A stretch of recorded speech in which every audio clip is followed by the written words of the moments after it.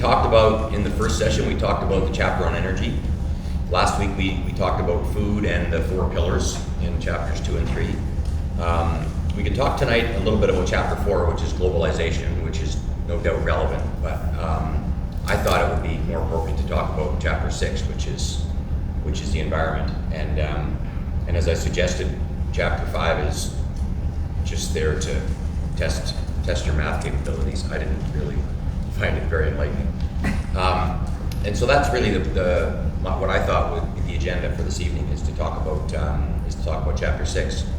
Now, 2 weeks ago, when David Gray won the Door Prize, he also won the assignment of coming up with a couple of questions to start off our discussion. So with that, maybe David, I'll throw it over to you.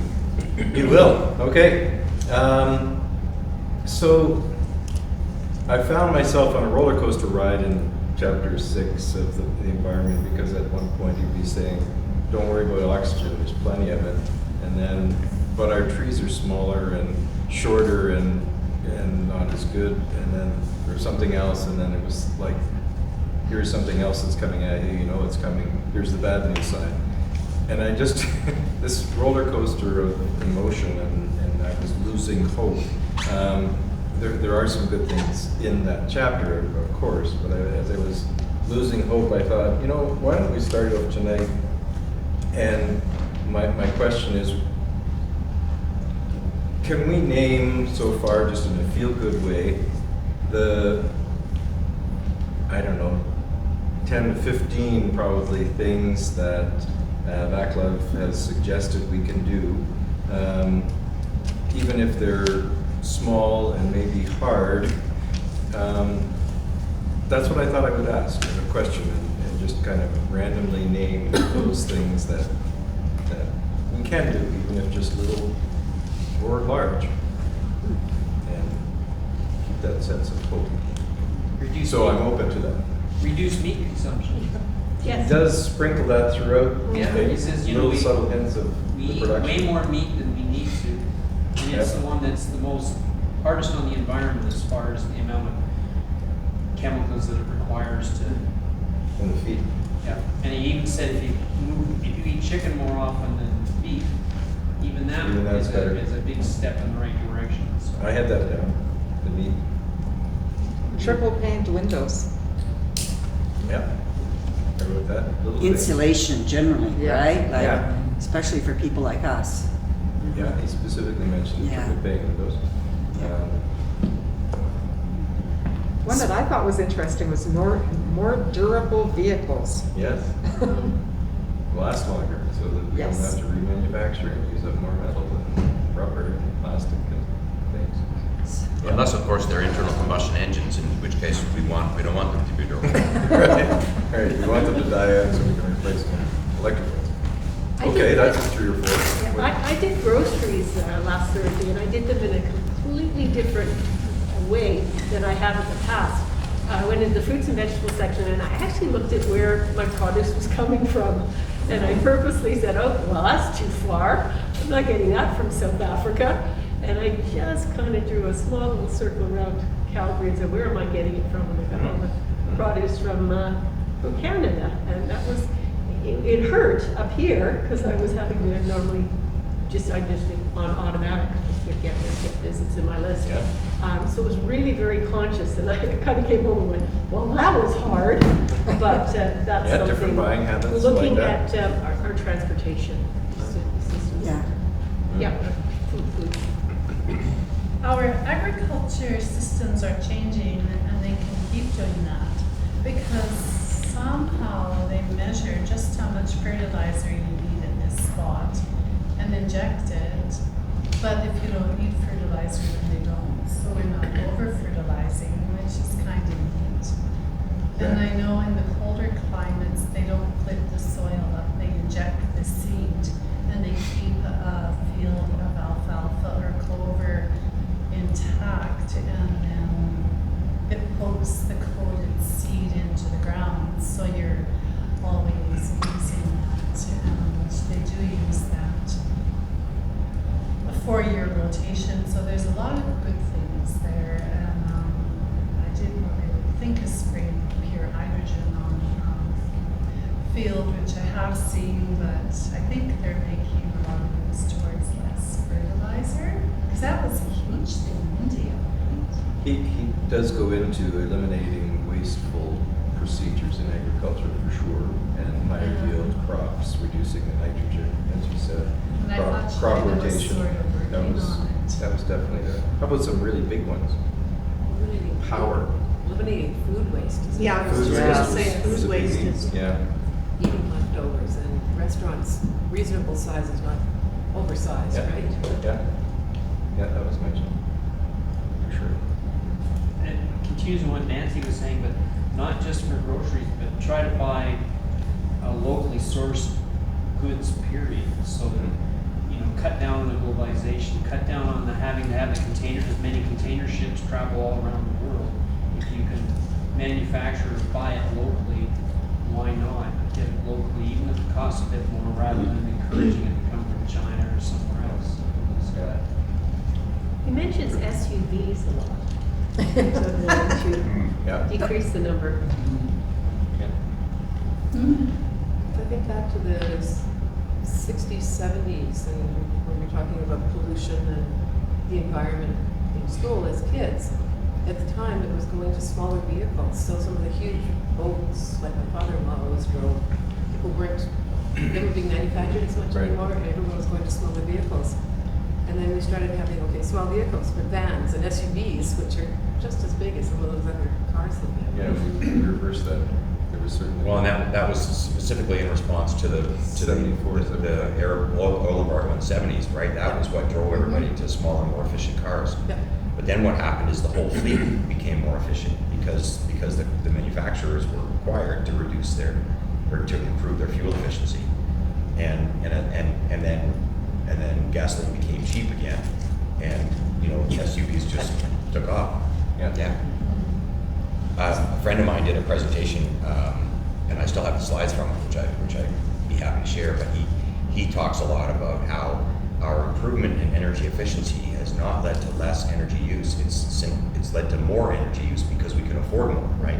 Yeah. And he uses examples like the number of cars per household in North America, the number of Christmas lights that you see on houses now. There's all sorts of examples of how we've just exploded our energy use in response to cheaper energy. I could put more LED lights up than the old bulbs. Yeah. Although it's a bad word in Alberta, is maybe we should be encouraging the carbon tax or the user pay model where you actually pay a realistic price for your power and your fuel that factors in the environmental impact of it. So, because and he gives lots of examples when the gasoline price went very high, vehicles got more efficient, and people stopped driving. So people do react to price. So Yeah. if you make the price go way up for things that are bad for the environment, then you have to decide whether you want to cut back on that or whether you're going to continue to pay the higher price. Some of the bigger ones that he mentions that haven't been mentioned yet is the whole nuclear power, moving to that better or less fossil fuel, whatever, carbon footprint stuff. He did mention planting more trees, even though they're smaller and younger, and not as great. And trying to curb the population growth was sprinkled in there, not necessarily just in chapter 6. And I don't know, some of these are almost possible. Curtailing the growth within China and India, he mentions. I don't know how you do that, but those kinds of things would be done. Or hydro generation, or switching, continuing to switch from coal to natural gas. Anyway, I just thought there are some things that can be done. Some of them are going to be a lot tougher than others. But thanks for your input. That was kind of my questions starting off. Can I clarify natural gas? Is it good or bad? Depends what you're comparing it to. Yeah. In what sense? Compared to coal, compared to oil. Okay. Of the hydrocarbons that we burn, it's probably one of the cleanest. I think methane is probably one of the cleanest. So if you're looking at societies like India, where they still burn dung and charcoal. Central Africa is the same. If you're looking at societies like China, where they're building lots of coal plants, shifting from those fuels to natural gas would have a big effect on reducing CO2 emissions. In fact, that's why the U.S. has accomplished a reduction in CO2 emissions over the course of the last 10 years or so. Is because it isn't because they're consuming less. It's because they're using much more natural gas and far less coal.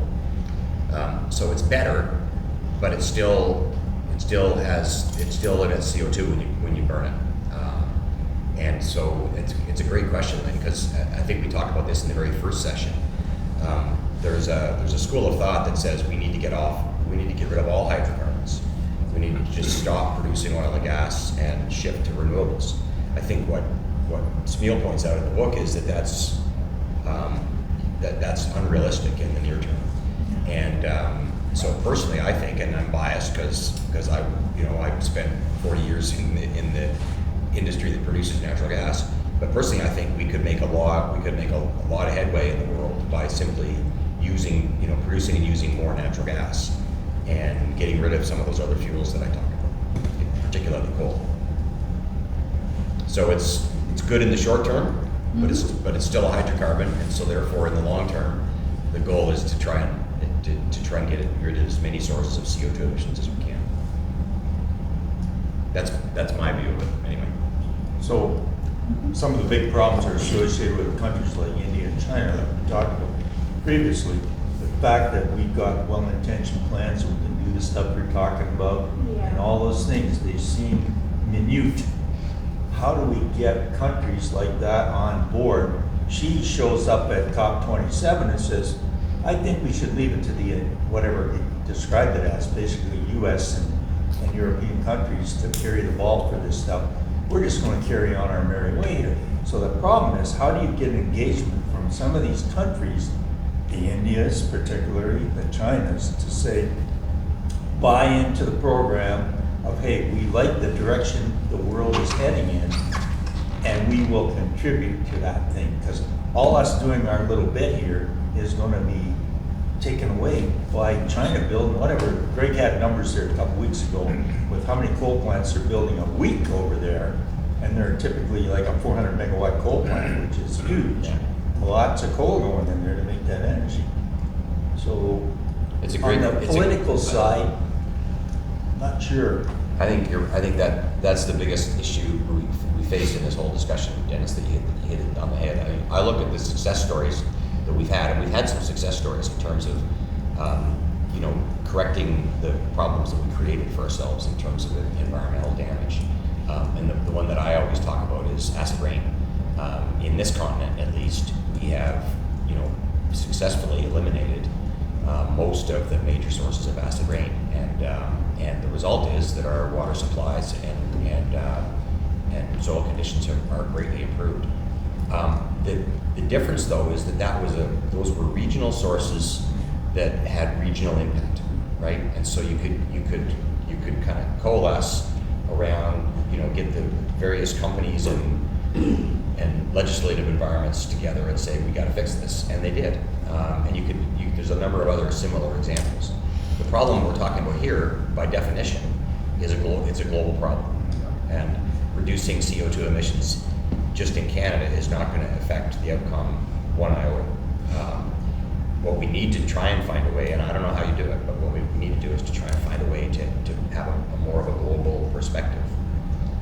I may have told this story already, but I can remember in one of the previous federal elections, I think it was 2019, perhaps. There was a debate that I listened to on the radio, and there was one representative from each party, and the woman who was representing the Liberal Party, I've forgotten her name, but she was asked by the interviewer, because she was against LNG.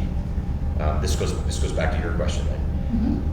She was against LNG because it added to CO2 emissions in Canada, right? Because the process of producing natural gas, taking it to the coast, liquefying it, it creates CO2. And but the interviewer said, well, what about the argument that we're displacing coal production in other parts parts of the world by shipping them our natural gas. And her response was, I don't think Canada should be worried about helping other countries solve their problems. Oh. Really? When was this? Well, this was during one of the previous federal elections. I think it was like 2 elections ago. Okay, It was just, Wow. but it's just an example of how, yeah. and of course, you know, the critics of the current federal Liberal government, they refer to it as virtue signal, right? We're going to do our bit so that we can be virtuous, and doesn't really matter if it has a material impact on the bottom line or not.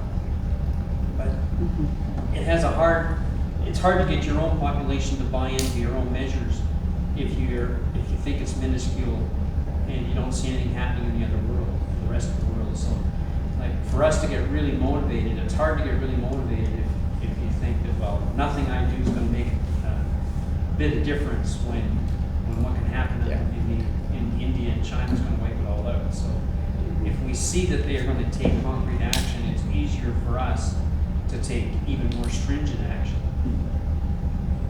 It's hard to do your own bit if you think that, well, Yeah. the rest of the world's not going to bother. So, Yeah. But then again, why should they listen to us when we're asking them to do that when we're not doing Yeah. that much? So, It's like, do you lead by example? yeah. Or, And yet China has been suffering so much from climate change, right? I mean, this past summer with the heat and the drought, it's just absolutely unbelievable. I find Xi's stance confusing, you know, like it's his own country. You'd think that there would be more concern there. I don't know. But we also all want 65-inch screen TVs for $500. Right, sorry, I can hear you. we're- Oh, sorry, do you not hear me? No. We all want 65-inch TVs for Yes. $500 Yeah. from China. That's right. So, Yeah. are we helping? Where are we in the process? Yeah, So yeah. we have to change our standard of living maybe and Yeah. work with less. But So David, you're touching on some of the themes that were in the chapter on globalization, right? And I think the argument that Smeal's making is that, yes, globalization has helped us to have all these economic benefits, but there's other costs, not maybe dollar costs, but there's other costs associated with doing that when you look at the problems with the supply chain for personal protective equipment and the supply chains for rare earth minerals and windmills and solar panels and those kinds of things. And so I think that he argues that there is a shift going on, that we are moving a little bit more away from globalization in favor of addressing some of those issues that, and maybe it's going to cost us more. Well, it definitely will cost us more. But maybe that's a price we should be prepared to pay. I find his points about insulation, particularly for climates like ours, really telling. I mean, it makes an awful lot of sense. I mean, but the big issue that I can see there is essentially political, although I mean it's economic. If we start actually building our buildings the way that they should be built, I'm thinking particularly of homes. We need so many homes. That's going to add, or won't it? I don't know. It's just to my mind, I think that's going to add tremendously to the purchase price. Maybe not. I don't know. It makes perfect sense. And I mean, essentially what we need to do there is he points out that we need to change our building codes, right? We should have changed our building codes years and years and years ago. We'd all be spending far less on our utilities if we did change our building codes. But I can see that being politically very, very challenging because of the impact on the capital cost of the housing. That's how I feel about a lot of the measures that he recommends. You know, they make perfect sense, but there's a lot of capital cost. That's the problem with climate change. There's such an immense amount of capital costs involved in changing our infrastructure and changing our ways of doing everything. And if we're going to keep climate change manageable towards the end of the century, we have to do this fast. And where's the money going to come from? That's what really worries me, you know, is that it's really expensive to do what we need to do. No, that's quite right. You're talking about the costs of retrofitting buildings. Yep. The increased cost of building new buildings, but you're also talking about replacing the transportation fleet with Yep. electric vehicles. You're talking Yep. about replacing the generation capacity with renewable generation. You're talking about replacing the distribution infrastructure, whether that's for electricity or for hydrogen or for something else. There's a tremendous upfront cost involved in all of those solutions, and Yeah.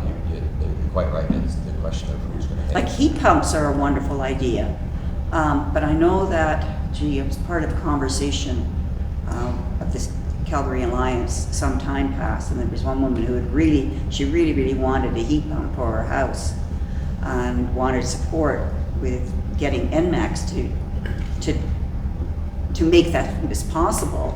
But the problem that NMAX has is that in order to allow for heat pumps, they have to make massive changes to infrastructure, and that infrastructure is really expensive. And you know, I know that NMAX has recently just built a huge generating plant, and it's all natural gas based, right? And so, like, there's a lot of sunk costs there. So there's a lot of things that we could do if we have an infinite amount of money, but we don't. And that's where I find myself getting really depressed when it comes to climate change. So I think we don't need to be quite as afraid of the incremental cost of doing the right things. When I think about it, you know, if we put a price on energy, if the price of energy goes up, the price of everything goes up, because everything is associated with energy. So at that point, it doesn't look like we're now poor, it's inflation. And naturally, incomes will rise. There's a system of economics that flows here. And your friend, you said, no, it was Diella. Diella was saying that her sister-in-law, I think, is an economist. But I would love to hear how an economist thinks that raising the price of energy, how that will naturally flow through the entire economic system, because at some point it's just going to be spread so vast that it just becomes inflation, which we know how to deal with. You know, not the inflation we're seeing now, but 2% inflation. If that's the inflation that it takes, if that's what increasing the price of energy does, it causes 2% inflation. We know how to deal with that. We have the systems to deal with that. Salaries will compensate for it. The cost will compensate for it. Everything will work itself out. And it sounds a little bit wishful, but I just don't think we need to feel like it's this single point cost to us, because I think the system will find a way to balance such that our incomes will also adjust for it, our needs, our wants. You know, if the price of energy really does go super high, we won't buy as much of it. And so I don't think there is significant initial capital costs of like triple pane windows. Yeah. But your whole house was a significant capital cost. And not all of us live in the minimum house that we need. We buy hardwood floors, and there's a cost to that. So I don't think this is as dangerous as a runaway cost as it sort of feels like, because energy is everything to us. But we're not just going to freeze and die simply because energy is too expensive. I think it does flow.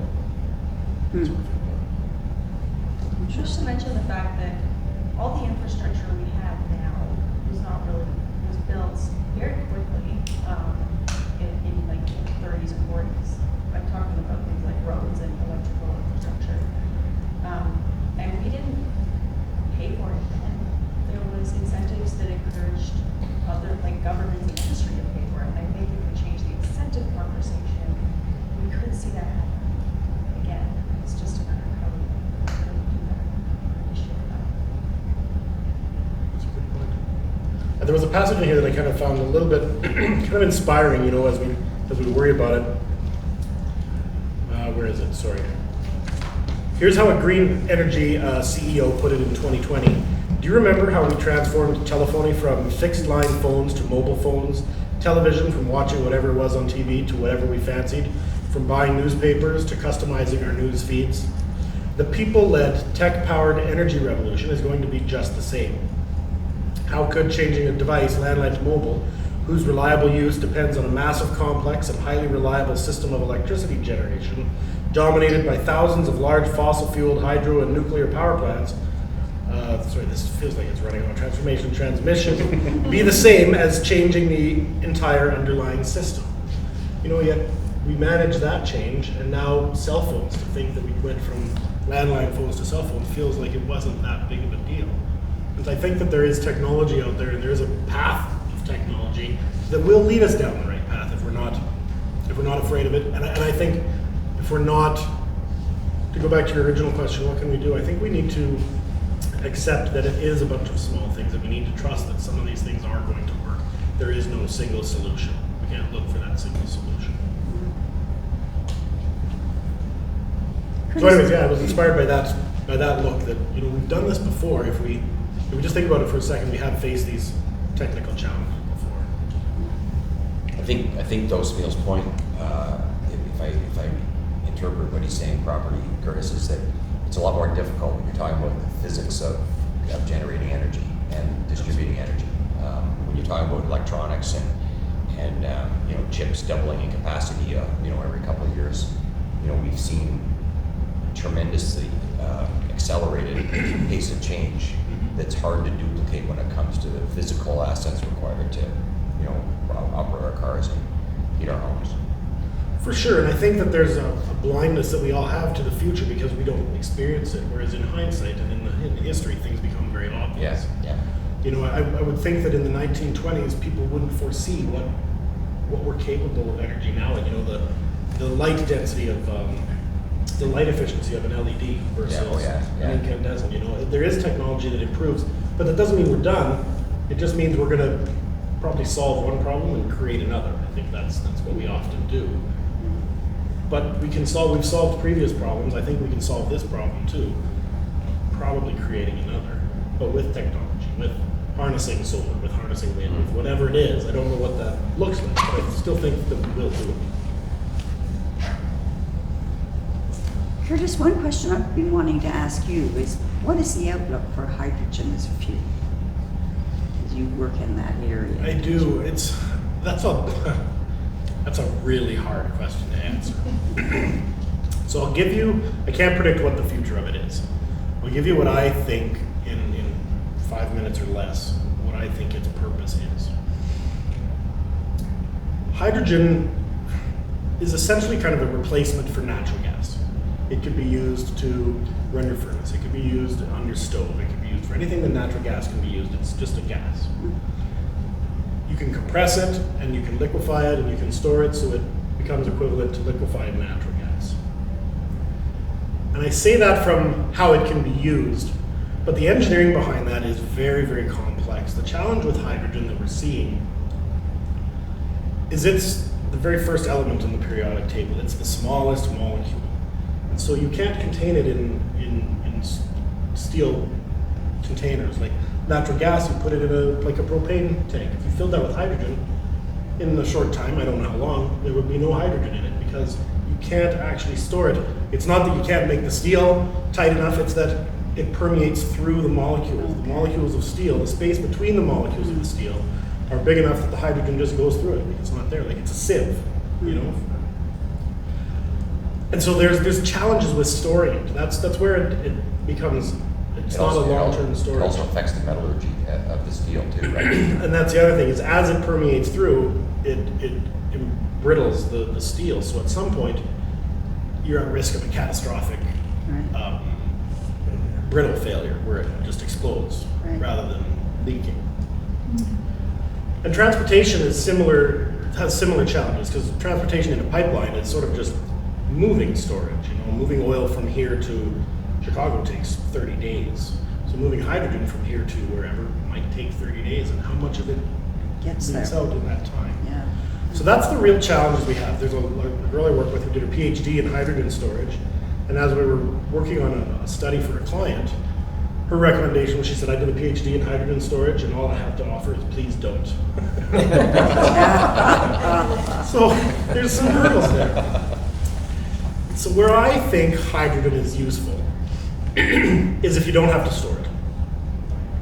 So We can store it for a short term. We do have the technology to do that. It's long-term storage. It's hard to do. You know, putting it in your car is tricky. But if we can produce hydrogen where it's used, produce it and use it at the same place, and produce it in such a way that we have to store it for just a short term, you know, to account for ups and downs, I think hydrogen has a real application. So an example of that would be, we know how to produce it from solar electricity. Costs aside, okay, there's a large cost to this, but ignoring that for now, we can produce hydrogen using electricity from solar. It's called green hydrogen for, I guess, obvious From water, reasons. right? Water is your Yeah, raw material. Yeah, you run an electric current through water and you get oxygen off one side and hydrogen off the other side, because water is just H2O. So you break the molecule into oxygen and hydrogen. So we can use that hydrogen. And that hydrogen can be used, what Smil was talking about is we can use hydrogen producing ammonia as a fertilizer is a big cost of natural gas and fossil fuels. We can use that hydrogen to produce ammonia, and then an ammonia plant produces ammonia, and we use that ammonia as we do from every other ammonia plant. So a solar farm right next to an ammonia plant can then become production of hydrogen, almost immediate usage of it, into a stable product called ammonia that we use anyways. So I think that's a real application of where hydrogen fits. What I think happens in other cases, and that's a long-term thing, where I think it happens in other cases is we figure out how to use hydrogen and ship it and move it around with you know, creating it through solar or wind or whatever renewable green energy we have.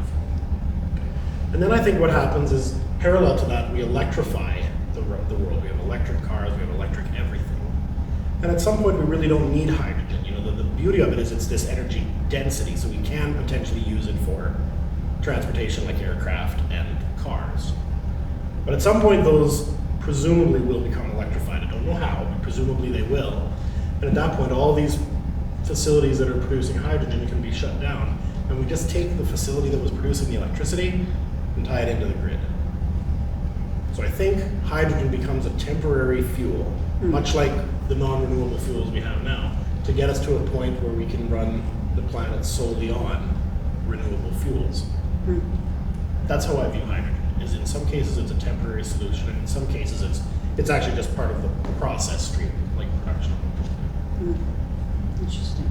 Thank you. Because I'm sort of thinking of it sort of like a battery alternative, where you can produce hydrogen when there's low demand for power, and then store the hydrogen and then use it when there's high demand for power or for energy. But I guess that is more difficult than I was imagining. Sorry, Terry, I couldn't hear the last bit you said. You said, I guess We that got is. there. So I guess that's more difficult than I was imagining to store it for that It purpose. is. It's the long-term storage, right, and the risks associated with it. Yeah. If we build an infrastructure of hydrogen, we are going to see some hydrogen disasters. I mean, the Hindenburg was one, right? But we will see some hydrogen disasters, and we'll have to learn from them. That's just going to be part of it because the storage is really hard. Does it burn? Does it what? Does it burn? Yeah, it's a fuel. So it explodes? Yes. Oh. Yeah.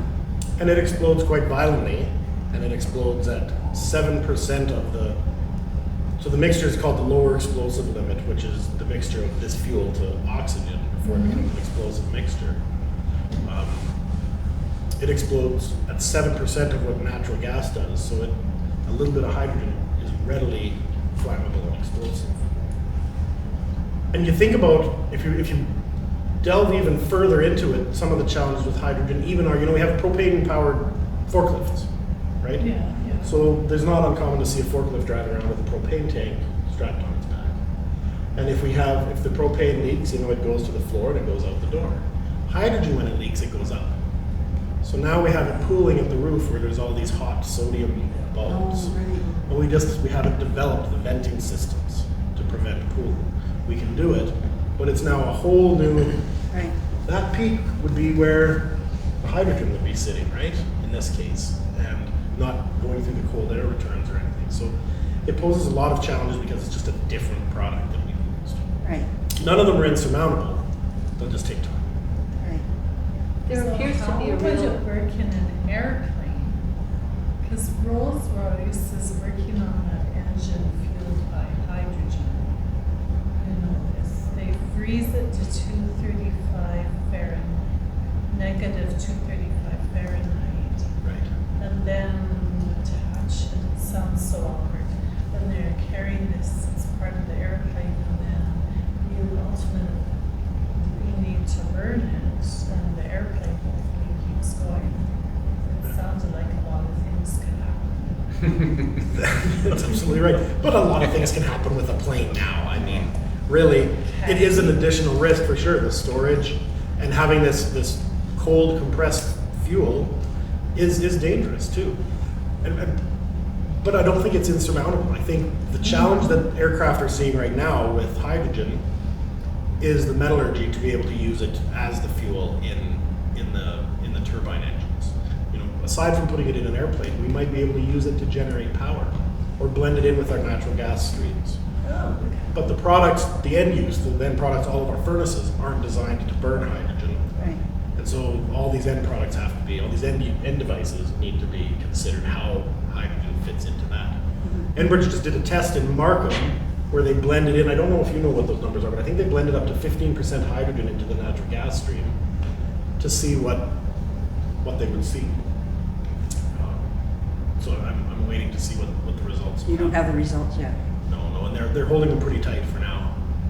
So that's one of the things that's been talked about in Canada, at least, Yeah. is to blend hydrogen into natural gas to reduce the amount of natural gas that's burned in your furnace, so you Okay. reduce the CO2 emissions as a result. But my understanding is that the metallurgy becomes an issue if you've got much more than about 10 or 12% hydrogen. And so the pipelines that you're moving it through, Right. if the mixture is much more than about 10 or 12% hydrogen, then the steel in the pipelines becomes the challenge. And you know, we've all read the headlines about natural gas Right. leaking out of pipelines Right. and exploding. Yeah. So the other interim challenges with hydrogen are that it's naturally, in its natural state, it wants to be a gas. You know, it either needs to be very, very cold or very, very compressed, both of which take a horrendous amount of energy to do. Yeah. Right? You have to compress it and cool it. So it's having a refrigerator and an air compressor in there just to create this liquid that you're going to burn at the end of the day anyway. Right.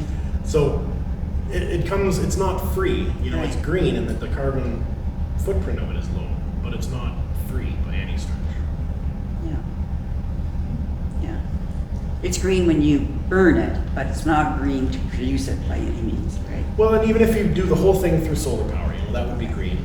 Okay. Zero Yeah. carbon footprint essentially, other than the manufacturing of the equipment. But it's still, the energy consumed to produce Yeah.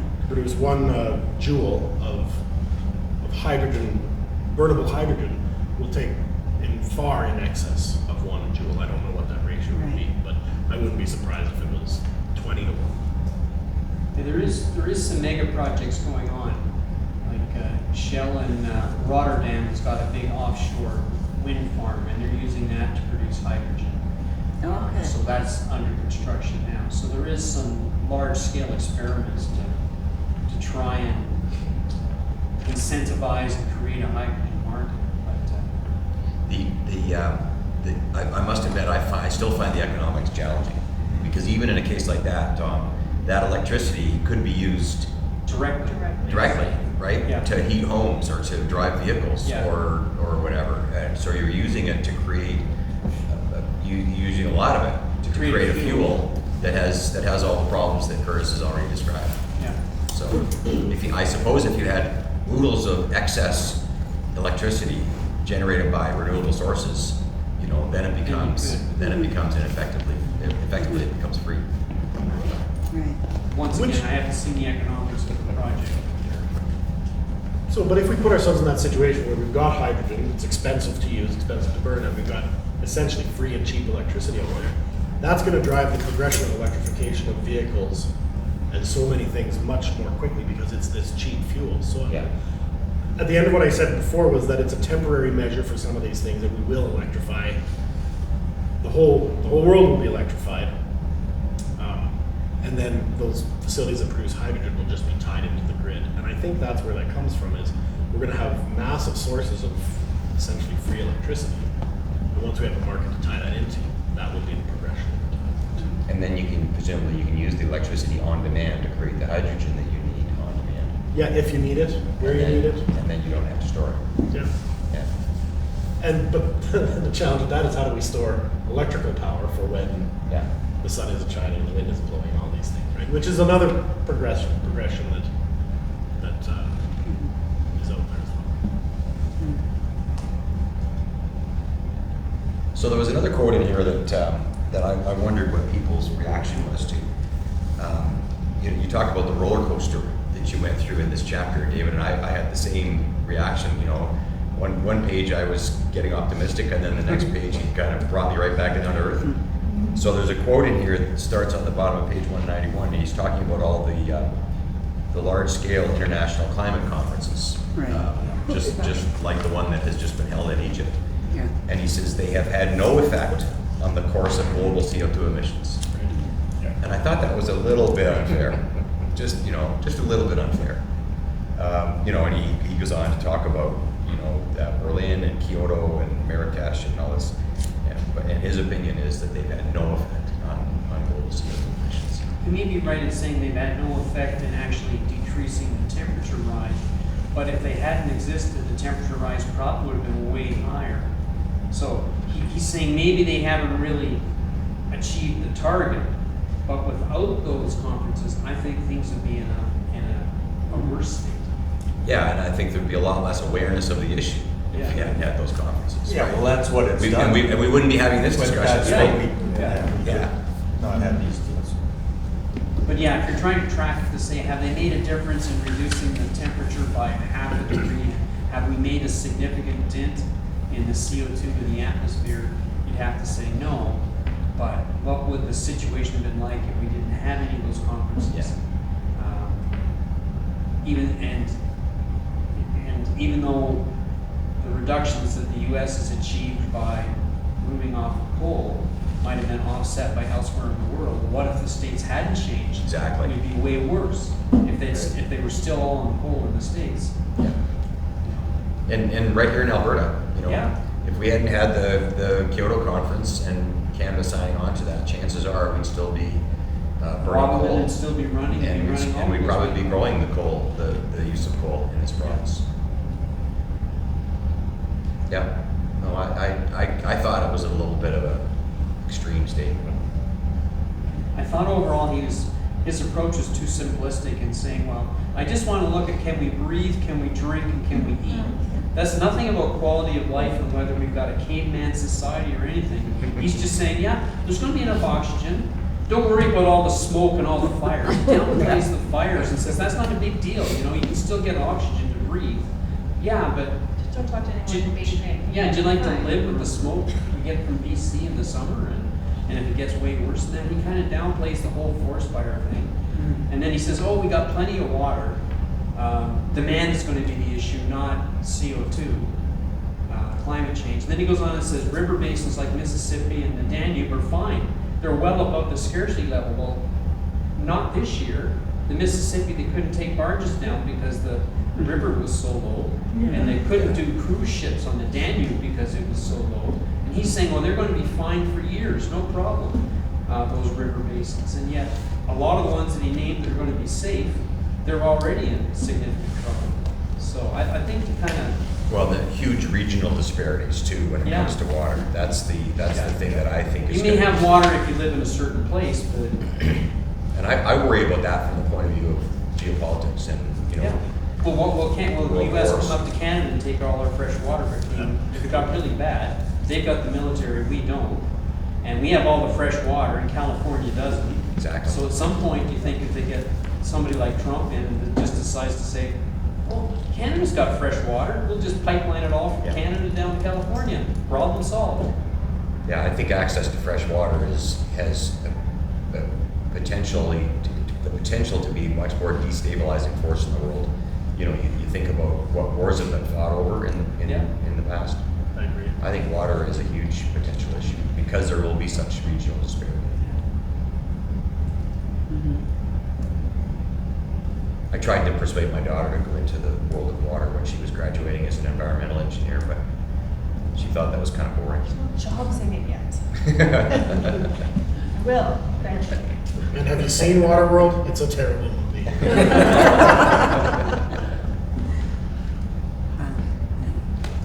It's interesting, in Ontario back in the 60s was a guy named, I guess it was Kearns, that looked at building basically a canal from James Bay down to the Great Lakes to feed fresh water, because at that time, and must have been low lake levels, and he was looking at how can we actually get water into the US, because at that time, there were fires on rivers in Cleveland, burning bridges. Then in the early 70s, we had lake levels, and we were trying to figure out how do we get rid of the water of the lakes, because there was too much water. And all the guys that had cottages on Lake Erie were trying to figure out, hey, I'm losing my shoreline here, guys. We gotta have something different. So we're all trying to get water into the St. Lawrence River at that time. So things go up and down. And that's one of the issues, is reconciling history against what we see today. Because most of us have pretty short memories. And the problem is, how do we take all that 100,000 years of mankind history and look at that? Like, I don't know whether you ever saw that film that Al Gore put together, Inconvenient Truth. So he took a bunch of stuff. We watched that in the sanctuary, right here at St. Thomas United Church. Yeah, but when you look at some of that stuff, if you have an end goal in mind and you build information to meet that end goal, you can come up with a lot of convincing stories. The problem is, and we talked about that a little bit before, was trying to take the science and make it the science on its own. The problem is we all have this habit of taking the science and spinning it somewhat to get to the end goal that we're looking for. So we got to be a bit careful about how we take what we're talking about here and make sure that it fits with what is really happening. We got like 100 years of history, but remember the last 50, maybe the last 10 minutes. and how do we take and make that, because it's not as simple as one or two things that we can talk about doing, like using plastic bags, cutting down our heat and all that stuff. It's Mother Nature has some impact as well, so we've got to be cognizant of all those inputs into what is really happening to us, and not get too carried away with doing stuff on the do-gooder basis, to make sure that it does fit in the context of, don't go, like Curtis is talking about, hey, we can spend money and do stuff, but we just got to be a little bit sensitive to, are we doing the right things in the context of how it fits in the big scheme of things. It's really hard. It's not like you said, no easy answers, a whole bunch of little stuff. I don't know if anybody else here subscribes to Canadian Geographic, but Dennis, in the most recent issue of Canadian Geographic, there was a piece on the Great Lakes, which I found fascinating. And there was also a separate piece on James Bay. It was really interesting. Of course, I'm from Ontario, and the history of the Great Lakes. Well, I worked on the St. Lawrence Seaway for a few years. In '73, I think it was, they were after us about trying to lower the lake levels, and we were feeding stuff through our canal back to piecemeal stuff. I think we fed 1,000 CFS through our waste booter at Blockade on Port Colborne to try and say, we're doing our bit to try and bring the lake levels down. In the big scheme of things, it's like not much. And if you saw the news here about, 2 or 3 weeks ago, Buffalo got hammered with snow, and that's happened a few times in history with, back when I was in Ontario, it was the same thing. They got hammered. Lake effect, wind. Yeah. It's a real snowball.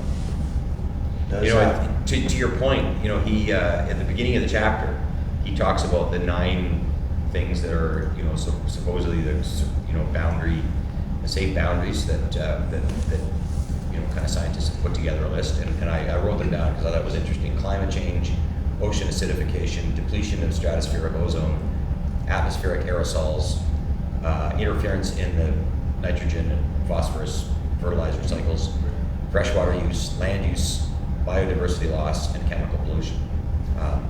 chemical pollution, you know, the whole acid rain thing that I talked about earlier is kind of falls under that category. But the interesting statement he made is that if you had asked somebody to, if you had scientists 30 or 40 years ago to put together a list, some of them would have been the same, but a lot of them would have been quite different. And 50 years from now, you know, will that list be the same? That's an interesting question. But that's the problem we got. All of us, our lifespan is 80 years or whatever it is. Mankind, our globe's been here for how many billion years? And it's transformed from a bunch of rocks thrown together to what we have today. So what does that next 50 or 100 or 1,000 years look like? It's really hard to figure out. And we're looking at our little microcosm of stuff right now and trying to figure out how does that fit in the big scheme of things. We'll do our bit. And at this time, that's the right bit to do. But don't lose sight of the fact that there's other stuff out there that could do that change that, you know, we talked, I think somebody, I can't remember who the author was, but talked about the transition. The buggy whip manufacturers of 1900 didn't exist starting in like 1920 or 1925, just because the world moved on. So we just got to be kind of looking at, I guess, the entire context as opposed to elements of the context. Some we can work on, some we don't know. I think the scary thing, though, is that we're in an unprecedented time in terms of the amount of impact that humans have had on the planet. And you know, climate change is the example that we're all focused on tonight. But you look at land use, you look at biodiversity loss. The impact that we've had on the planet just in the last 50 to 100 years is orders of magnitude higher than any other previous period. And that's the scary part. And it seems to be continuing to accelerate. And so at what point do we literally hit the wall? And we're not always good at predicting unintended consequences. You take Australia, for example, when they introduce one animal to get rid of another animal that they think is a pest, and then that becomes a problem. And then, so with the loss of all the species, etc., who knows when one of them is going to have a huge unintended consequence that we didn't realize when a certain insect or a certain flower or a certain type of plant ceases to exist. You know, we don't understand all those ripple effects all the time. And, overall, we've been lucky that we haven't exterminated ourselves yet. But, you never know when you might have made a change that's, you know, irreversible. And we used to have dinosaurs too. Is there like 2 steps forward and 1 backward sometimes? Yeah. Yeah. And I agree with this comment about the modeling. It's very hard to model, and when you see models that are predicting things in the future, they very rarely publish all of the assumptions, and it's the assumptions going into the model that's really critical, you know, to the quality of the model. And sometimes there's some fairly simplistic assumptions made, and that can drastically distort the model. And to Dennis's point about getting the answer you want, you can get any answer you want if you play with the assumptions. Eventually, you can make a set of assumptions that will give you the answer you want. Mark, you were going to say something? Yeah, you asked in the first meeting, is the author's feel, is he an optimist or a pessimist? Yeah, right. And I kind of was thinking about that, like thinking about my own perspectives. And if you look at the breadth of human history, I mean, I think we can argue very easily that, you know, even with climate problems and challenges we face, we're probably better off than, our prospects are better off than the people in feudal Europe with the Black Plague coming, and the indigenous people sitting here with the bison being killed and having no way of supporting themselves or anything like that. And so I think I'm an optimist in the sense that, you know, the world, the history of mankind is fraught with major disasters and challenges and problems far bigger than anything we've seen today. But the challenge we have now is just, as you said, the magnitude of what we've done to the earth and the impact we have. Is there's kind of no, you know, 200-year rest and think it'll be better again after we kind of go civilization. So we're kind of reaching the end of that point where there's no recovery period or no place to hide and get away from the problem. So I think in that way, I'm an optimist in the sense that maybe after reading the book, the world's not going to fall apart, but at the same time, we're going down a path where bad things will happen to humanity, and I don't know if it's 10 years from now, 30 years from now, 200 years from now.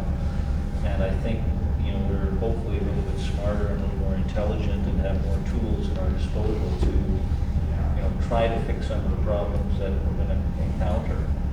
And unfortunately, I think that means that we are going to have to take a bit of a hit in terms of our standard of living and quality of life. And we just can't keep accelerating.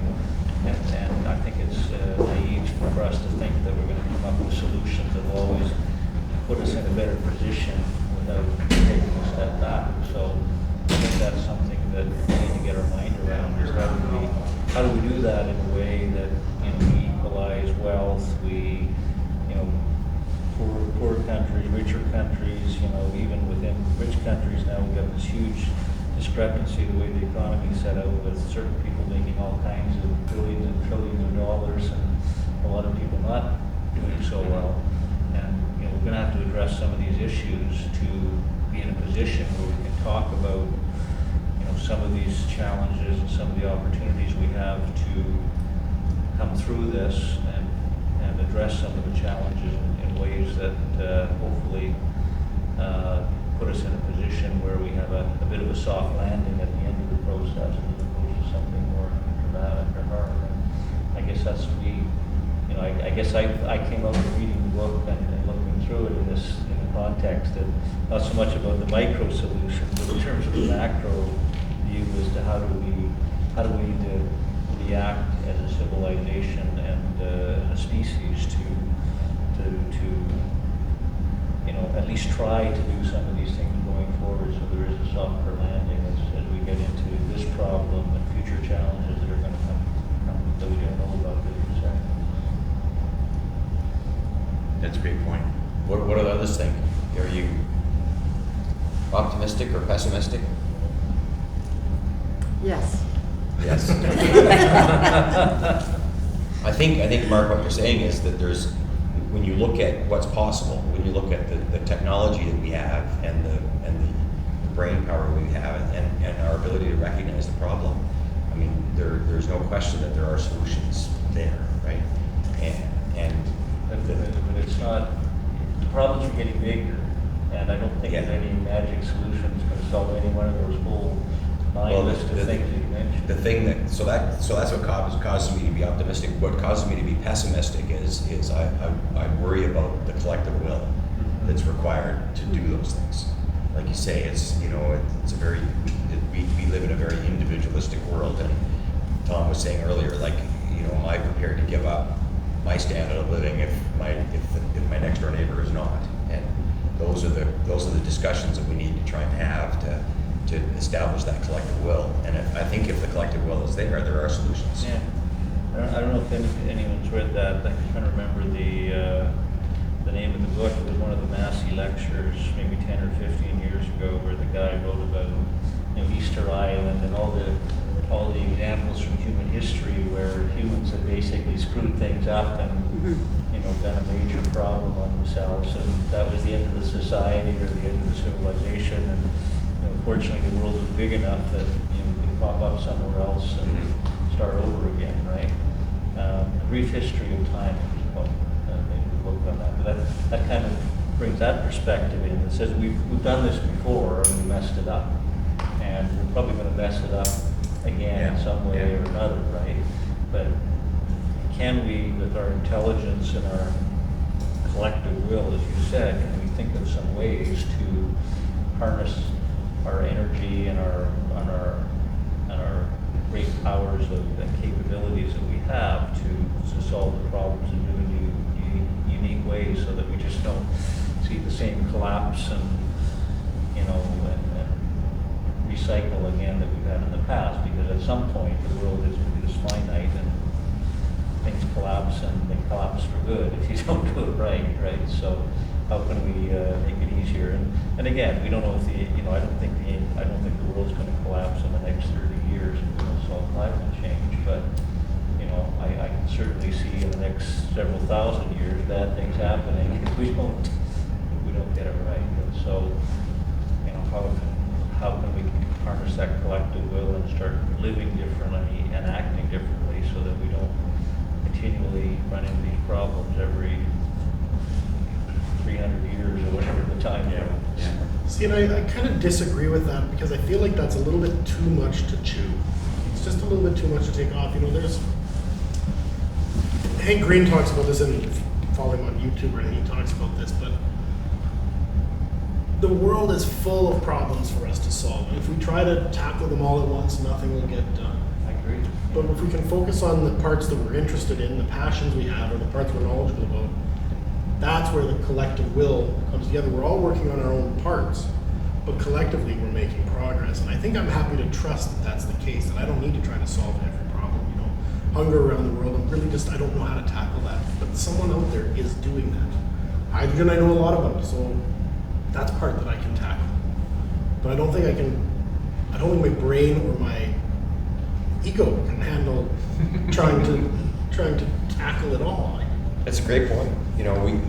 Somebody raised the issue of food waste earlier tonight, and there are a number of examples in the U.S. where individuals have had a great deal of success, particularly in big urban areas, of addressing the issue of food waste and redistributing food before it goes, before it gets discarded. So there are things that people are doing about specific problems. For sure. I think he quotes in the book there somewhere about the fact in the last, 25 or 30 years that we brought the number of people that don't have enough food to eat, we brought that number down. So that's collective action.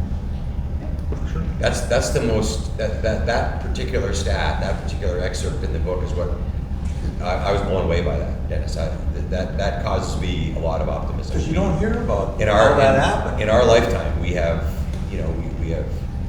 almost eliminated the problem of serious malnutrition around the world. Despite growing as large as we have. It's incredible. The famine that's currently going on in Somalia notwithstanding. But yeah, it's gone from, I forget the stats. I don't remember the numbers, 40 to 10 or something. Yeah, less than 10. And other problems, like the problem of overpopulation, right? I mean, although population is still, the global population is an issue that Smell talks about. It seems that we're now at a place where the population is going to start dropping, right? And, I can remember the days easily when we were talking about the population boom and, it looked like this was the end of the world, right? It felt quite apocalyptic. And now, you're looking at countries like Japan, there's just not enough babies, right? So, Yeah, I think that's interesting because a lot of the problems we talk about are due to the growth in the human population on the planet, and if we can stabilize that somehow, I think a lot of the problems become easier to solve. Yeah. The areas of the planet though that are still growing, and growing rapidly are places like India and sub-Saharan Africa, where poverty is the driving reason. If we can find a way to lift those populations out of poverty, I think history would suggest that the birth rates are going to decline as a result. But I think things are changing in India, right, and quite quickly. Right now, it seems that the population boom is very much centered in sub-Saharan Africa, but that could change very, very quickly. It seems to be revolve around how much education girls get, right? That's and I know there's an awful lot of focus on that worldwide. So, that can make an enormous difference.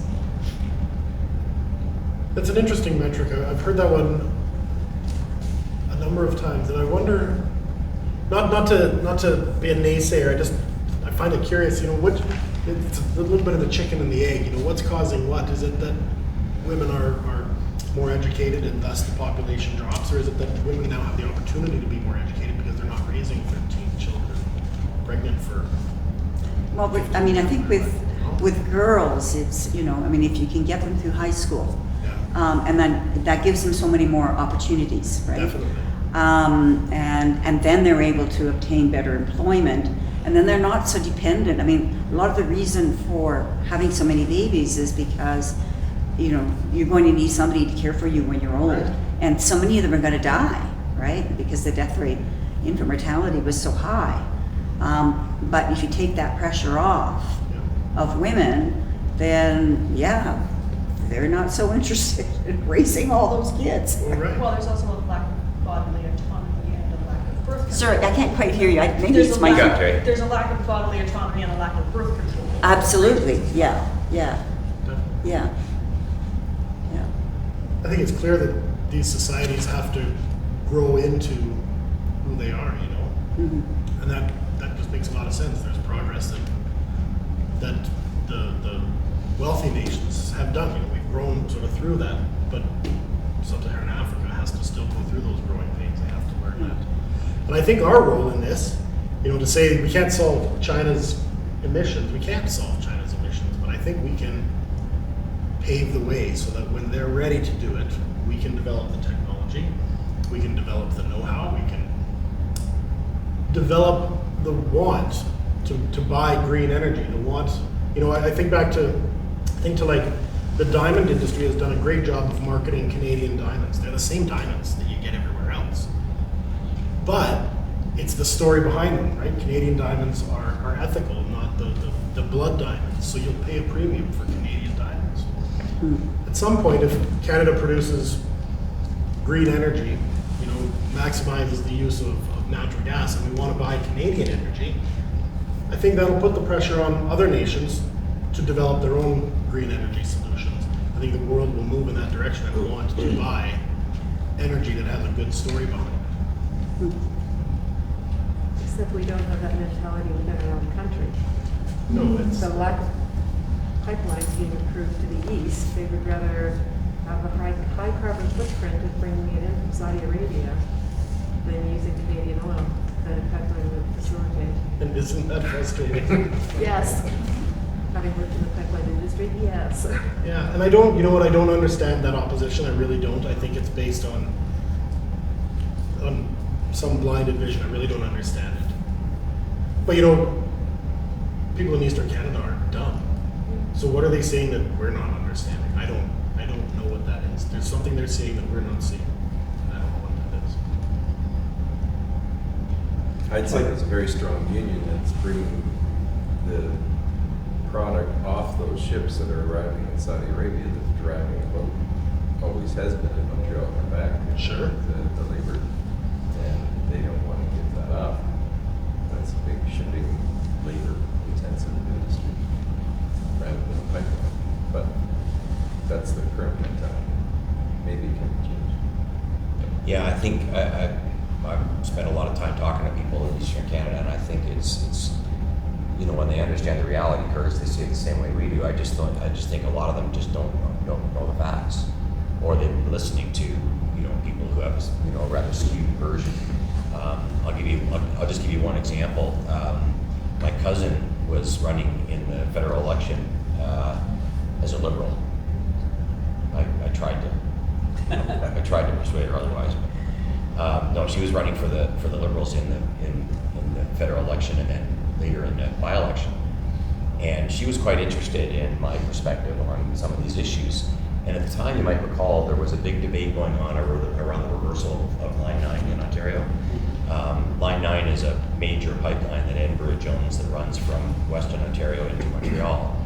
And it was, it had originally been built to take oil, I'm gonna get this backwards. It's been reversed twice. Anyway, it was originally built to take oil, I think, from Western sources through the Enbridge pipeline into Montreal. But then, when the demand got to be such that the Western Canada crude couldn't meet that demand, it got reversed, so that the pipeline was actually feeding imported oil on those ships that David, you're talking about, that come into Montreal. into the refineries in the Toronto area, in Sarnia, and Western Ontario. And then a few years ago, with the growth in the oil and the expansion of the Enbridge pipeline, they wanted to reverse it again. But the environmentalists all got up in arms and said, no, you can't do that. You know, you need to do an environmental review. And the National Energy Board sort of bowed to the pressure from the environmentalists and required a whole bunch more investment in emergency shutdown stations and water crossing inspections and a bunch of stuff for a pipeline that has been operating safely for 40 or 50 years. And I asked my cousin about that, because she was asking me questions about oil and gas and where it comes from and how it's produced. And so I asked her, I said, why is it that we've got people right here in Leeds County, which is where I grew up, that are opposing this pipeline, the reversal of this pipeline that's been operating safely for the last 40 or 50 years? And she said, well, I'll tell you what I've heard on the steps of the people that I've talked to. They've been told by the environmental zealots that's caustic crude oil from the oil sands that's going to be coming through that pipeline. And if we allow that pipe to be reversed, that caustic crude oil that has sand in it is going to corrode the pipeline. In 6 months, it'll be spewing oil all over our farmland. Oh, wow. That was the story they've been told, and that was why a lot of the locals were up in arms about the reversal of that pipeline. Wait till they hear about hydrogen. Hydrogen is growing under the pipeline. But you know, when I sat her down and talked to her about, you know, how much bullshit that was, you know, she was appreciative, but you know, that's not the kind of stuff that the constituents down there are hearing. They're getting stories, and I will fully admit the industry's done a terrible job of countering that.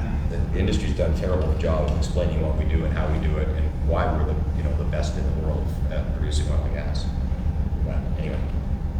But look at the US and how the Trump world bought into all those lies.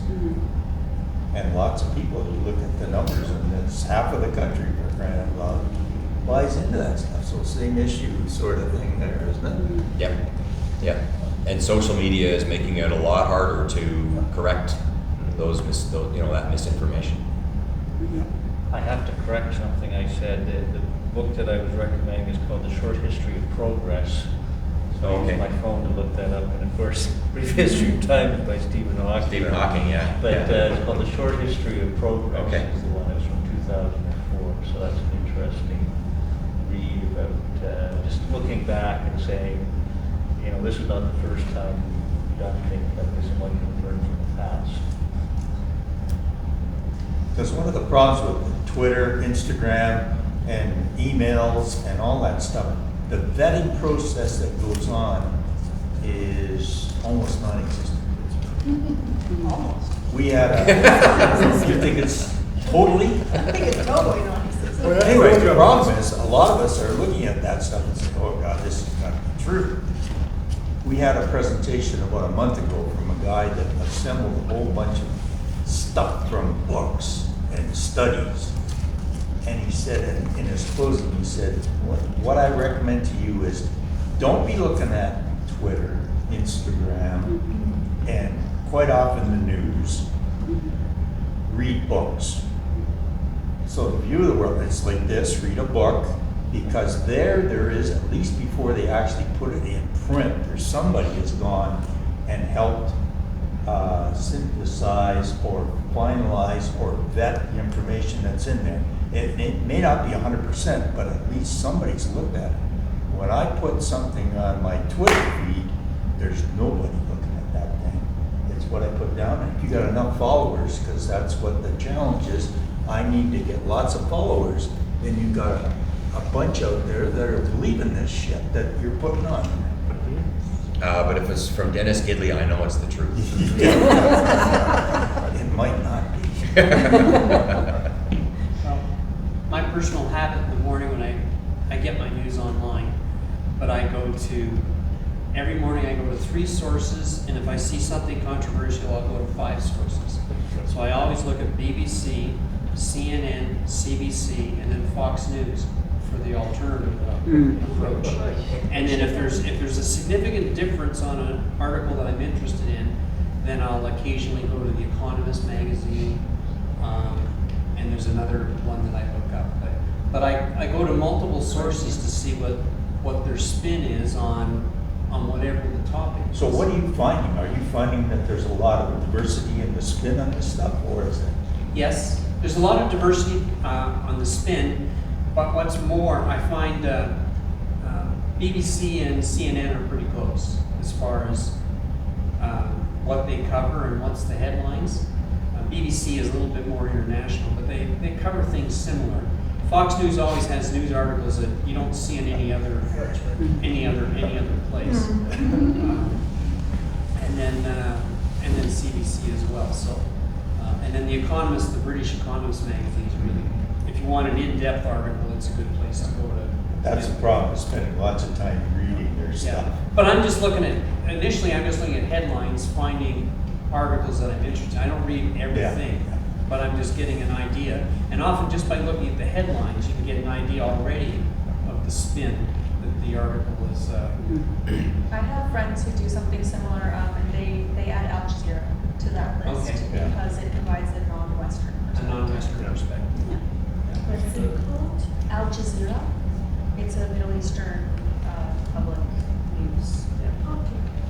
So is there a way to take and collate all that stuff into one feed that you can rely on? Or you gotta spend the time looking at 5, No. 6 different things? I do that. I'm a total news junkie, and Spend I- your day I- looking at I- news feeds? yeah, well, I do the CBC, the Guardian newspaper in Britain, and the New York Times, and Al Jazeera. I try to cover quite recently, and CNN occasionally, but it doesn't have much in depth. But and I find, yeah, absolutely, you have to read at least 3 different sources. Yeah. So the other interesting thing about news is you'll see, like Ukraine, you Yeah. could not look at anything without Ukraine. Now it's about the 3rd, 4th, 5th item on news. It's still going on, Yeah. and it's just as bad. Yeah. But That- it but isn't. That's what I've found interesting. And I'm not as diligent as Tom or Elizabeth are in terms of testing all the different sources. But what I find interesting is what the quote unquote mainstream media, whether it's print or TV, what they choose to cover. Yeah. And I got a taste of this years and years ago. Some of you know that I made a couple of trips with Habitat for Humanity building houses in Latin America. We went to Nicaragua one year at a time when Nicaragua was supposedly the worst place to go, if you believe the U.S. media, because the Nicaraguan government and the U.S. government were at odds, and the U.S. was blockading Nicaragua at the time. Meanwhile, you didn't hear anything about what was going on in Peru with the Shining Path, and we had a group that was going to go to Peru the following year, and Habitat for Humanity, which is headquartered in Georgia, in Atlanta, Georgia, said, we don't want you to go to Peru because it's too dangerous. And we're sitting here in Canada saying, what do you mean too dangerous? We're hearing all this stuff about what's going on in Nicaragua and what was the island nation of the Caribbean? Grenada that was going through strife. And we're hearing nothing about Peru, and they said, yeah, but we know what's going on the ground, and you don't want to go to Peru right now. So, your point about Ukraine, the same thing. Now it's become the thing to cover, but it's just been in the last year. There was not a whole lot of coverage going on before that. Northern Ireland's an interesting country because it's been around for so long as an issue. You'd think by the lack of reporting it was a peace, and nothing could be further from the truth. Is that right? Oh no, there's bomb threats every day. And they're going up into England, and the south is as violent as the north. And the south of Ireland has censorship on the press. They only release certain things, there's a lot more there. And they've got a whole civil war that they still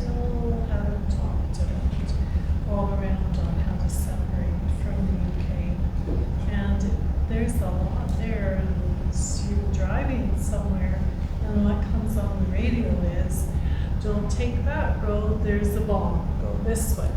So you always have to have news on.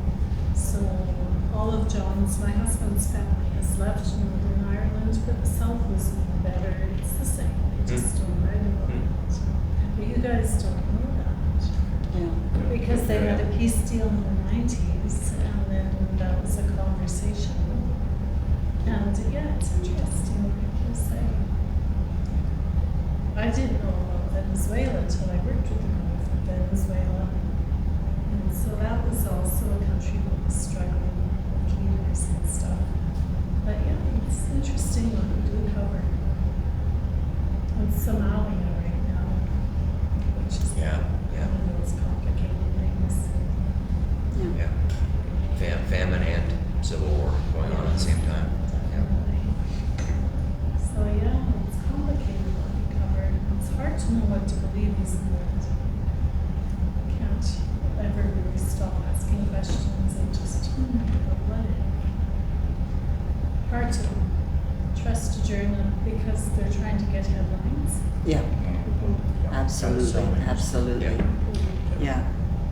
Yeah, the trickiest thing with some news sources is, unlike the old days in the newspapers where they separated the editorials or the opinions from the news, is Fox News in particular doesn't tell you whether this is an opinion article or whether it's a news article.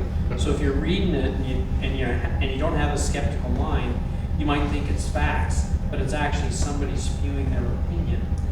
Whereas better papers label things as this is an editorial. Okay, it's somebody's spin on the news. It's not the actual news. But that's the problem now, is people's opinions are published as if they are news. Yeah. And that's Fox exactly- and so-called Fox News channel is Fox Opinion channel. It's opinions, not news per se. Yeah. That's exactly what Twitter is, right? It's just a whole bunch of opinions stated as fact. Yeah.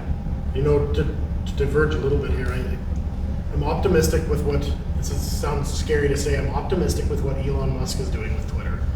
He's a train wreck at times, but I think he's crazy enough in that I think he's going for massive change, and maybe there's a sinister aspect to it. I'm not sure. You know, maybe he's going to become by far the world's richest man. I don't know.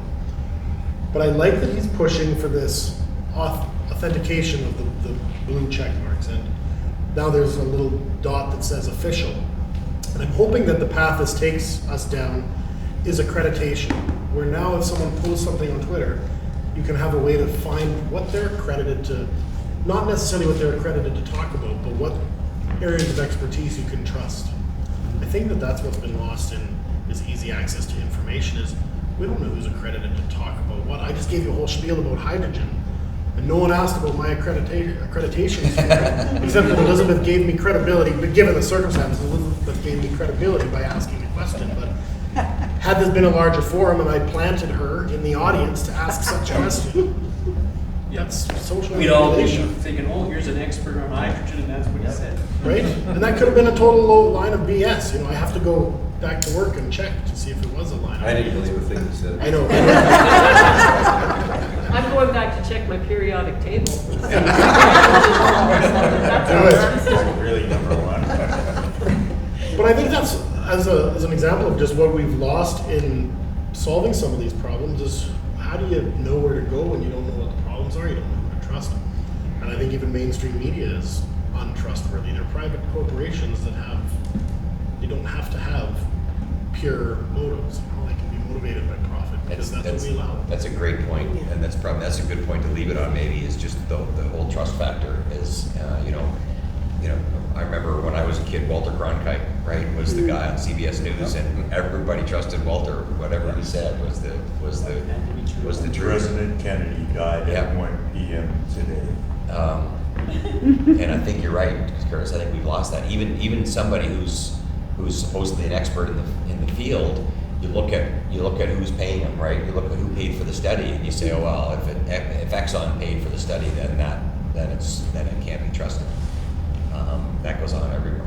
But it was kind of interesting. Years ago, I used to go to Washington D.C. for a conference every fall, and that whole city works on lobbyists. that's back in the 90s. You can imagine what it's like today. Yeah. And that's Yeah. one of the issues going on with COVID stuff, is we got all these drug companies with their people pushing things, so it's really hard to find out the facts around what the hell is going on. And people, that's why you Yeah. got this diversity of opinion. People saying, you're crazy, why are you doing that? And yet we've got, the proof is in, hey, we protected a lot of people against serious illness or whatever, but there's a whole bunch of people that don't believe in that Yep. stuff. It's because they don't believe the source. Yeah. Yeah, they're that's having the problems problem, with it. Yeah. right? And they Yeah. can quote chapter and verse from Yeah. their sources. Yeah. A healthy skepticism. Tom, you started this conversation with saying that you check 5 news sources. I don't know if any of us are that diligent, That's but right. that's remarkable. And if the world went down that path, I think we would have better communal understanding, better communal information. But it's time consuming. Yeah. That's the Kidding. problem, You right? know, I mean, I'm retired, I don't have anything yeah. else to do, right? So, So the efficiency is now Tom is our source. Tom's got to put his Twitter feed out with a little dot on it every day. Here's the facts, guys. Tom's thoughts for the day. I'm really glad we talked about hydrogen, because I find that is the buzzword. I'm seeing it on Yeah. the cover of Paper's and everything, and I don't understand it yet. The author here speaks critically of it in terms of its timing to really make a big impact. And so I find you said it is green, low carbon footprint, and that is what people are embracing instead of, is it really going to come to fruition? Let's a lot of jumping on the bandwagon here, so I really appreciated the discussion on hydrogen tonight, because I'm seeing it going, no, I don't think so. Yeah.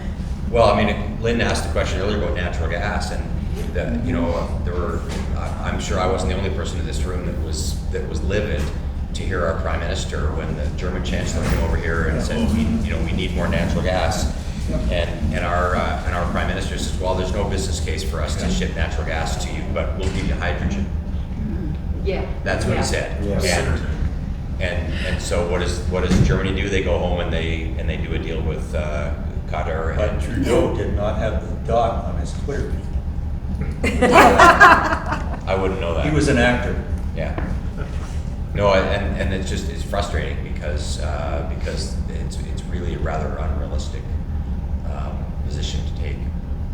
The other thing that he talks about in the book a little bit is carbon capture, and that's something that the industry here in Alberta has talked a lot about, is using carbon capture in order to reduce the CO2 emissions from the production of oil and gas. And the technology is there, and He supports that. and it all makes sense, but can we do it economically at the scale that it would require in the short term? No, there's no way. He talks about the hundreds of thousands of kilometers of pipelines that would be required. Yeah. Texas. Yeah. Well, and we've got some projects in Western Canada that are quite successful, but one of the issues in Western Canada is, do we have the pore space? Do we have the places underground to put it? It's great to talk about the fact that we can just put it back in the reservoirs from which we've taken the oil and gas, but it's not that simple. You can have great geology. Yeah, the geology needs a lot of work. It Well, there's also some has to policy. be monitored the same as nuclear waste. Yes. Yeah. yeah. There's some Yeah. policy changes we need to see. I don't know exactly what they would be, but we need to see some policy changes to make that more attractive. One thing that, so we're working on a project in Louisiana with carbon capture, putting it into the ground. And what the state of Louisiana did was they took the risk away from the companies, so that if that reservoir starts leaking, the state will take that risk. They won't put that on the companies, because if a huge reservoir of CO2 started leaking and you had to pay all the taxes or the carbon taxes on that leakage, it would bankrupt the company. So they said, okay, we'll take the risk on this. You prove that it's engineering sound, but they created government policies to make it attractive to take these risks, to do some of this stuff. Politically, you can do that in a place like Louisiana. Sure. Canada, it would be politically very difficult to do that, because everybody would see that as another subsidy for oil and gas. And, So you're right, David, and here's an example that I think we could use here that might just look like another subsidy, but we can get carbon credits for injecting carbon into a sequestration reservoir, designated for that. But if an oil company takes that same carbon dioxide stream, and use it for enhanced oil recovery, which means you can inject it into an oil well, and that oil well will produce more oil effectively. But you're still capturing that carbon, you're just using it to push the liquid out. You don't get credit for putting that same carbon stream into the same reservoir that might later be designated as a carbon dioxide reservoir. And I feel like there's a policy there that could be changed to say, sure, as long as you don't start then producing that carbon dioxide, or you have to pay for the production of carbon dioxide. Or you capture it when you produce it. Yeah, or you capture it when you produce it, Yeah. you get that credit. I think there's ways to do that. But anything that is seen to be enhancing the ability of the industry to produce hydrocarbons is politically not something that's. Well, that's where we've really failed, is we've let others write the narrative for the Yep. oil and gas industry where Yeah. we're the evil. But we're not. We're a tool that does have consequences. It's not evil. Insurance is evil. Yes, exactly. All right. On that note, so we're at time. I think we've in terms of the content of the book, I feel like we've given it justice in the 3 sessions that we've had. Chapter 7 on the future is a bunch of pontificating, but there's not a whole lot of meat to chapter 7 to talk about. What Elizabeth and I had thought about is that the 4th session we would talk about the future, but more from the point of view of what can we do. What can we do individually? What can we do collectively? What can we do in Calgary? What can we do in Canada to address some of the issues? We talked about some of that in response to David's questions tonight, and I was feverishly writing down everybody's answers. I thought that was a great discussion, and so I feel like maybe we've kind of covered some of that ground at least already. So I put it out there. Do you want to have another discussion on the 14th as a wrap up, or are we wrapped tonight? Can I offer something?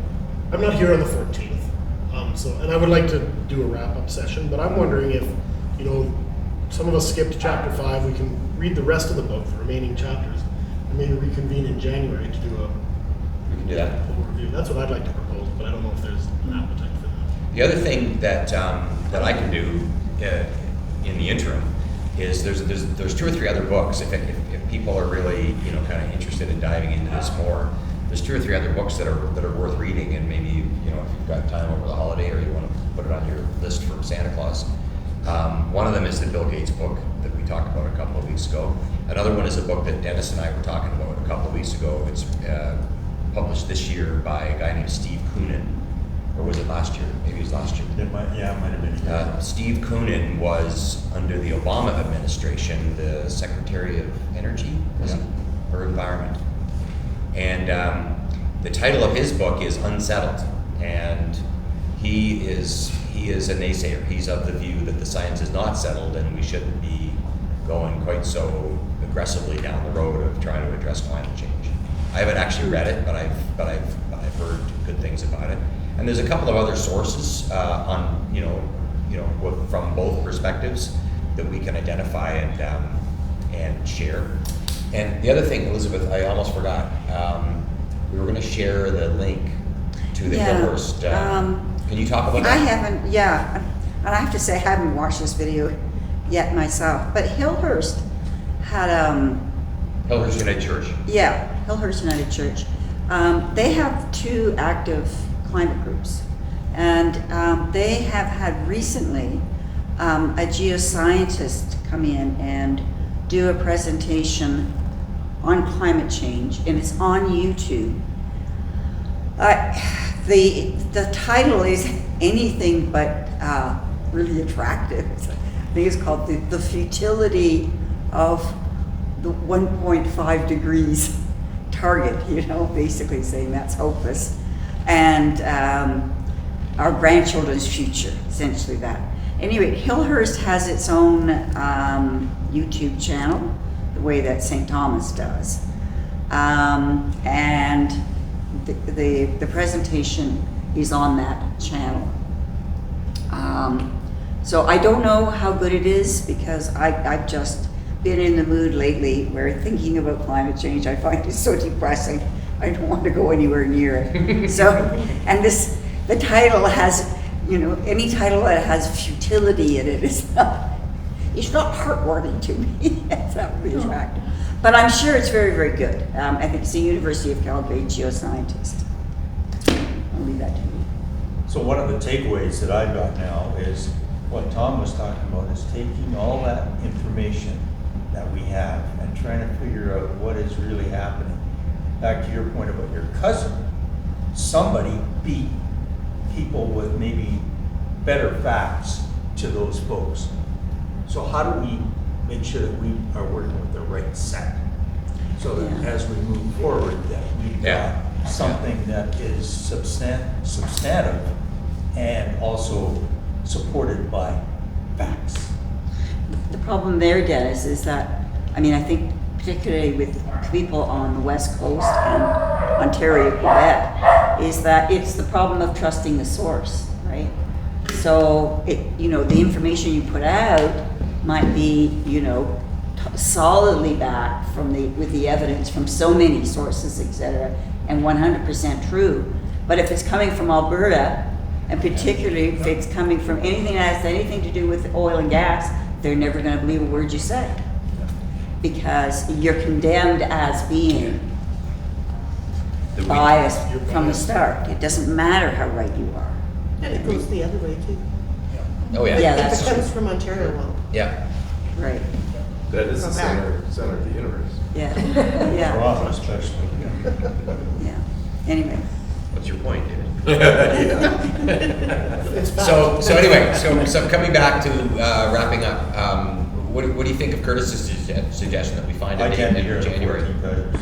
Yeah, you're the 14th. Okay, so the 14th is out. Do you want to try and pick a date in January and we'll reconvene? And in the meantime, what I can do is I'll take it upon myself to cobble together a list of some resources, including the link to the Hillhurst lecture, and share that around.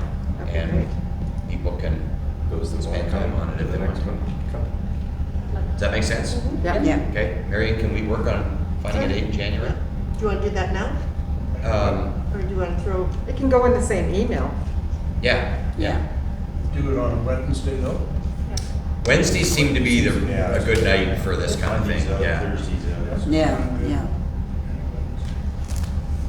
I'm pretty sure I'm around, expected to be around. So one of the things that might be helpful is kind of a list of some good reading material. Yeah. That we can then pick up, like you talked about Kunin's book, there's Sanger, there's a bunch of them in that Dice stuff I gave you. That might be, if somebody's into lots of reading like Tom and Elizabeth here, then there may be some other sources to just give some more background to Another one, what's going on. another one that I'll mention that I want to read is I don't know if any of you read Dave Yeager's stuff.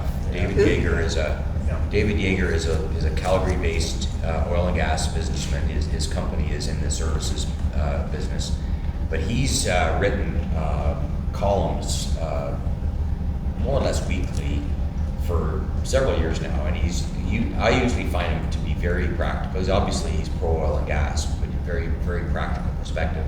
And he wrote a book that I haven't read yet, but it's on my list. It's called From Miracle to Menace, and it's all about oil and how the perception of oil has gone Right. from being the miracle that's contributed to all of the economic prosperity and growth that we've seen that Smeel talks about, to menace, as it's seen today. So that's another one that I'll put on the list. But Dave Yeager is a Calgary-based columnist. So that Maybe you would can be include that in your Yes. email. Yeah. Right. Yeah.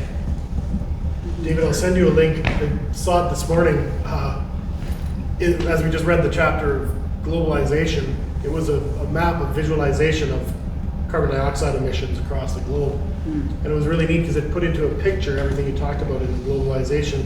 You can see the shipping routes, you can see the airline routes, you can see the ships going on the shoreline of China, right? A major shipping route. You can see all these lines of carbon dioxide converge at the Panama Canal. It's really neat to see the visualization of it. It doesn't really give a lot of insight other than it shows you where the contributions are, but it kind of adds validity to it too, you know. So like when you Yeah. call up the flights to see where all the airplanes are on the world. Yeah. Flight tracker. You see them all going to Europe, at Yeah. landing in Europe at a certain time, and all coming to North America at a certain time.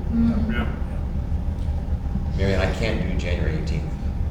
Okay, Other well, we than have that, I can the do- 4th, 11th, or 25th. Want to shoot for the 11th? Yeah. Okay, we'll shoot for the 11th then. That sounds like a good plan. And the other thing I will ask, and I'll repeat this question in the email, but if any of you have topics or questions or things that come out of this discussion or anything that you read that you want to discuss, you know, things to put out for discussion on the 11th, please let me know. Curtis was asking me about an insurance 101 course, but I don't think it's appropriate. But I can if you want. Sounds good. Can we hold that in the church, or will everybody just light on fire? Okay, so that was a boom. No, we got that. Thank you, David. Thank you. Yeah, and thank everybody for all your contributions. This has been really interesting. I was going to do the door prize, but in order to avoid spreading my germs around, how can we do this? Well, I think if we're doing a wrap-up. Do it in January. No, I've got one of Wanda's Oh, she has. apple relish that I have to give away tonight. I want to point something out. This is a recycled Somebody paper bag, grabs a number and it's a of it. recycled jar. We're doing our bit. Do you want someone else to run it around for you? We can do that. I just have to make sure we've got the right number of. Got 100 vaccinations. How many people are we? Don't go home yet. Have the chocolate. Start putting away chairs. We won't- Yeah, start putting away chairs.